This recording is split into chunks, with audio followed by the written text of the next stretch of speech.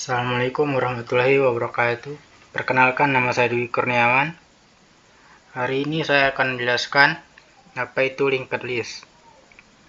Presentasi ini akan kita mulai dengan pengertian dasar, kemudian dilanjutkan dengan jenis-jenisnya, cara implementasi, operasi dasar, hingga contoh program lengkap.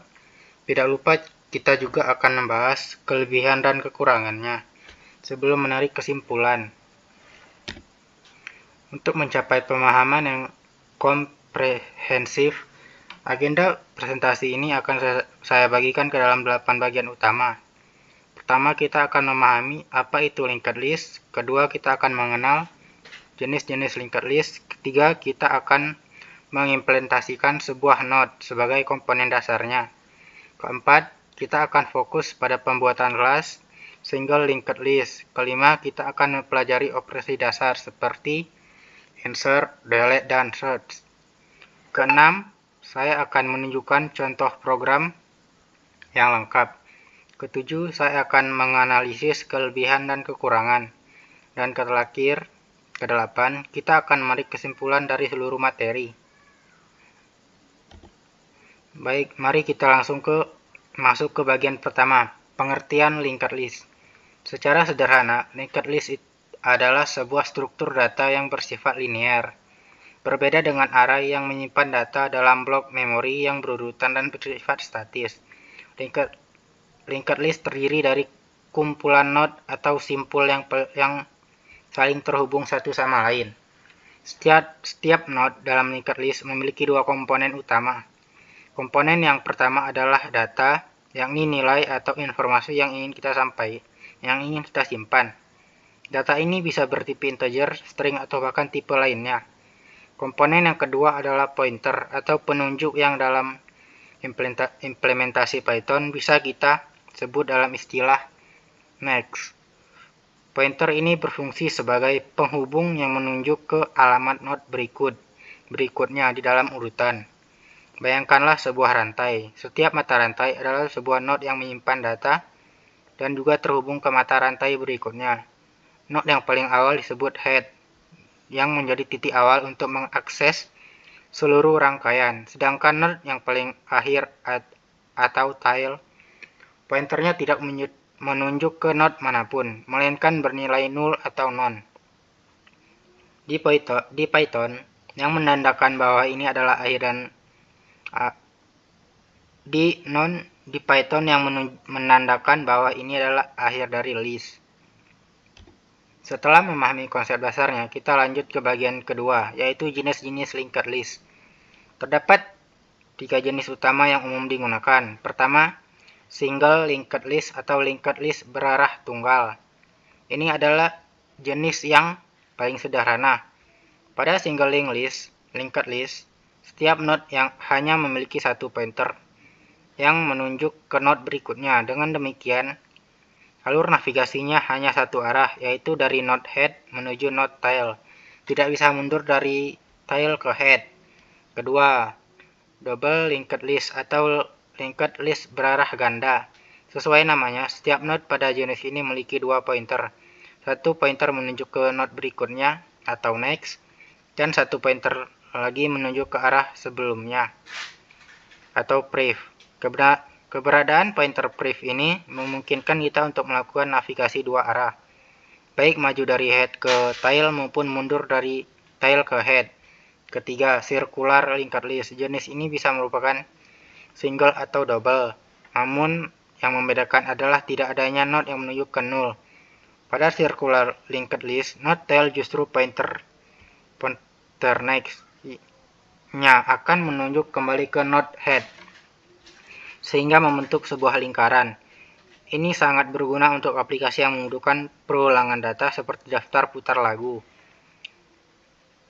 Sebelum kita dapat membangun sebuah linked list, kita perlu membuat komponen dasar penyusunnya, yaitu node. Di bagian ketiga ini kita akan melihat implementasi di Python. Implementasi node sangatlah sederhana. Kita cukup mendefinisikan sebuah kelas. Misalkan kita beri nama node. Di dalam metode konstruksi yaitu init, kita menerima parameter data yang akan disimpan. Kemudian kita inisialisasi kedua atribut. Atribut pertama adalah self data yang kita isi dengan nilai data yang diterima. Atribut kedua adalah self next. Awalnya, ketika sebuah node baru dibuat, ia belum terhubung dengan node manapun. Sehingga kita set self titik next ini menjadi none. Selain itu, kita bisa mendefinisikan metode str agar ketika objek node dicetak yang tampil adalah nilai datanya, bukan alamat memorinya. Sebagai contoh, untuk membuat dua node yang saling terhubung, kita buat dulu node 1 sama dengan node dalam kurung 10 dan node 2 sama dengan node 20. Lalu untuk menghubungkan keduanya, kita set node 1 titik next menunjuk ke node 2. Dengan demikian terbentuklah sebuah rantai sederhana. Selanjutnya kita masuk ke bagian keempat, yaitu membuat kelas untuk single linked list. Kita buat kelas baru dengan nama single linked list. Di dalam konstruktor i kita tulis init. Kita perlu mendefinisikan atribut head. Atribut head ini akan selalu menuju ke node pertama di dalam list. Pada saat list baru dibuat dan masih kosong, nilai head kita set menjadi none. Untuk memudahkan pengecekan, kita bisa membuat metode isEmpty yang mengembalikan true jika head masih none, atau false jika sebaliknya. Dengan struktur ini, maka seluruh operasi yang akan kita lakukan, seperti menambah atau menghapus data, akan dimulai dari yang selalu memperbarui nilai dari head ini. Sekarang kita masuk ke bagian kelima, yang paling krusial, yaitu operasi data pada linked list. Mari kita mulai dengan operasi penyisipan atau insert. Operasi pertama adalah insert di awal list atau insert at beginning. Metodenya menerima parameter data. Langkah-langkahnya adalah pertama, buat node baru, new node, dari data tersebut. Kedua, arahkan pointer next dari node baru ini ke node yang saat ini ditunjuk oleh head. Ketiga, perbarui head agar sekarang menunjuk ke node baru. Dengan cara ini, node baru berhasil menjadi elemen pertama. Operasi kedua adalah insert di akhir list atau insert at end. Prosesnya sedikit lebih panjang. Setelah membuat node baru, kita harus memeriksa apakah list dalam keadaan kosong. Jika kosong, maka node baru ini langsung kita jadikan head. Jika tidak kosong, kita perlu melakukan penelusuran atau traversal. Kita buat variabel current yang dimulai dari head. Kemudian kita gunakan perulang while untuk bergerak dari satu node ke node berikutnya. Selama current titik next tidak bernilai none, ketika perulangan berhenti artinya current sedang berada di node terakhir. Maka kita set current titik next-nya menuju ke new node yang baru kita buat. Selanjutnya kita bahas operasi penghapusan atau delete dan pencarian atau search.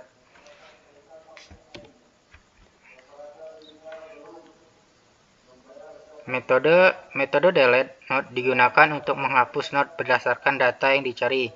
Pertama, kita cek apakah list kosong. Jika iya, fungsi langsung berakhir. Kedua, kita cek apakah data yang akan dihapus berada di node pertama atau head. Jika iya, kita perlu menggeser head ke node berikutnya.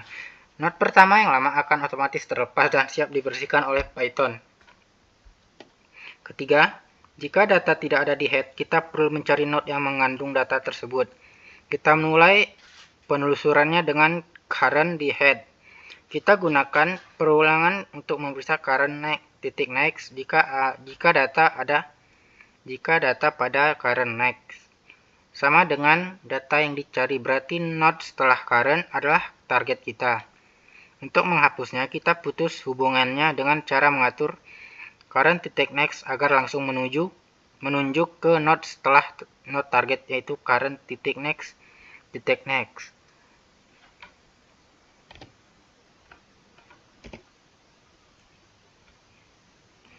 Node target pun terlepas dari rantai. Untuk operasi pencarian, kita butuh metode set.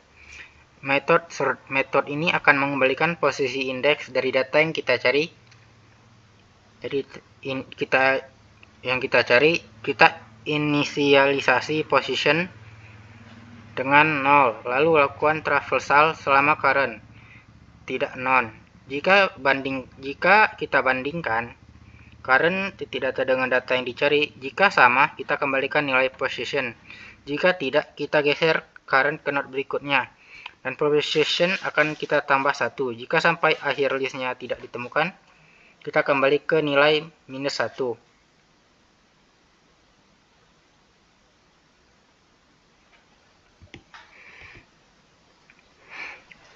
Operasi selanjutnya adalah traversal dan display, yaitu menampilkan seluruh isi list. Untuk menampilkan data, kita bisa membuat metode display. Kita buat sebuah list kosong bernama elements, lalu kita lakukan traversal dengan current dimulai dari head. Selama current tidak non, kita ambil data dari non tersebut, ubah menjadi string, lalu fn ke dalam list elemen. Kemudian kita geser current ke node berikutnya. Setelah traversal selesai, kita gabungkan semua elemen dalam list elemen dengan tanda panah sebagai pemisah, lalu kita cek. Contohnya, jika kita membuat objek list lalu menyisipkan 10, 20, dan 30 di akhir, kemudian memanggil list display, maka outputnya akan tampil sebagai 10, 20, 30. Memasuki bagian ke-6, mari kita lihat contoh program yang lebih lengkap. Di sini kita satukan semua metode yang sudah kita bahas ke dalam kelas single linked list. Kita juga menambah satu metode lagi, yaitu size, yang berguna untuk menghitung jumlah node dalam list. Cara kerjanya mirip dengan traversals. Kita hanya perlu menambah variabel count yang nilainya akan bertambah setiap kali melewati sebuah node. Pada bagian demo, kita bisa melihat implementasinya. Kita buat objek list, lalu kita insert add nilai 1, 2, dan 3. Ketika kita panggil, list display akan tercetak 1, 2, dan 3. Lalu kita panggil list size untuk mengetahui panjangnya, yang dalam contoh ini akan mengembalikan nilai 3.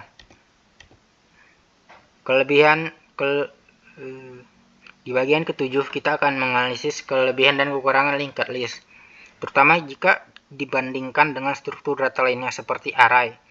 Kelebihan utama linked list adalah sifatnya yang dinamis. Ukurannya dapat bertambah dan berkurang selama program berjalan.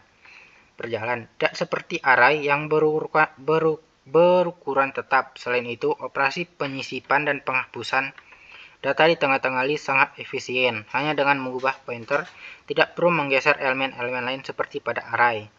Namun kekurangan utama terletak pada akses untuk mengakses data. Pada urutan tertentu, misalnya data ke-5, kita tidak bisa lagi langsung menunjuknya seperti pada array. Kita harus melakukan traversal dari node awal satu persatu. Inilah mengapa akses pada linked list memiliki kompleksitas waktu 0 atau dalam kurung n atau linear. Selain itu, setiap node membutuhkan memori tambahan untuk menyimpan pointer. Lalu, kapan waktu yang tepat untuk menggunakan linked list? Setidaknya ada beberapa skenario. Linked list yang cocok digunakan ketika membutuhkan struktur data dengan ukuran yang dinamis dan tidak diketahui pasti di awal. Jika dalam aplikasi kita operasi insert dan delete lebih sering dilakukan dibandingkan operasi access atau search, maka linked list adalah pilihan yang tepat. Karena alokasi memori yang tidak harus berurutan, linked list juga bisa digunakan ketika memori terfragmentasi. Dalam kehidupan nyata, linked list digunakan dalam berbagai implementasi, seperti fitur history pada browser yang memungkinkan kita maju dan mundur implementasi stack dan GUI. Daftar putar musik playlist dengan tombol next dan previous, serta fitur undo dan redo pada aplikasi pengelola data. Kesimpulannya, akhirnya kita sampai pada bagian ke-8, yaitu kesimpulan.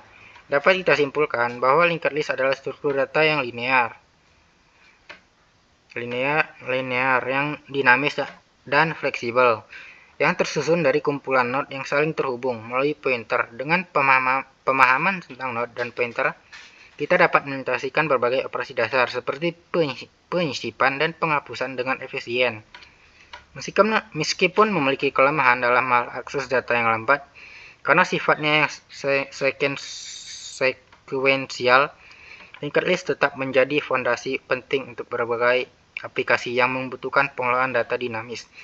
Demikianlah presentasi dari saya mengenai linked list dalam bahasa Python. Kurang dan lebih saya mohon maaf. Terima kasih atas perhatiannya.